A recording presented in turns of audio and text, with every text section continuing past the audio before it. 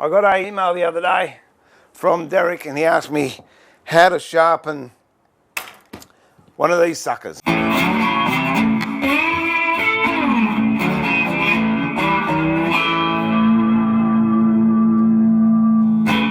All right, so what we'll do, well look, I'm sure there are different ways of sharpening them, but this is the way I sharpen mine. Got to get it out first. It's always the tricky part. Okay, there we go. All right, there it is. What I do, if it's really blunt, I'll use a coarse stone or a diamond stone. Mine aren't too bad, so I'll just use this. If you ever make a stone block, what I do is I've put little brads in the bottom, and what that does, it holds it onto your bench so when you're pushing, it doesn't slide off your bench. Get the angle you want, which is generally preset, and then I hold it and move the stone. I just find it's more accurate that way. So I'm holding that, arms in tight to my body, and I'm holding that steady and I'm moving the stone up and down. That's given me the angle, but the angle isn't as important as the base. You can see there where I've polished it.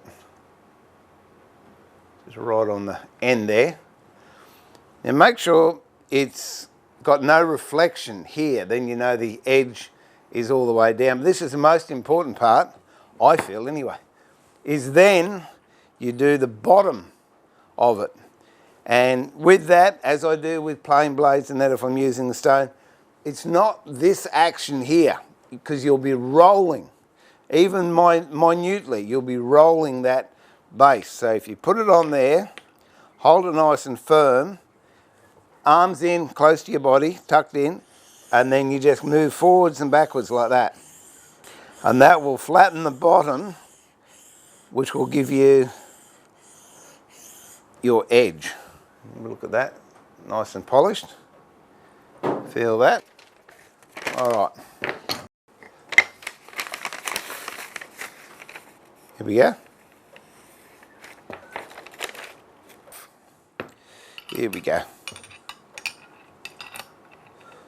Just plonk that over there, plonk that in there, drop that down a little bit, drop it down to the height you want. Here we go.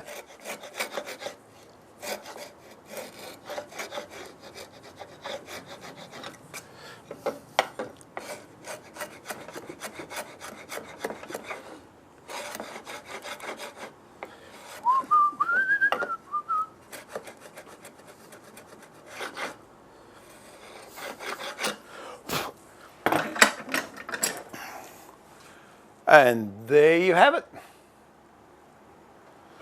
So I hope that helped.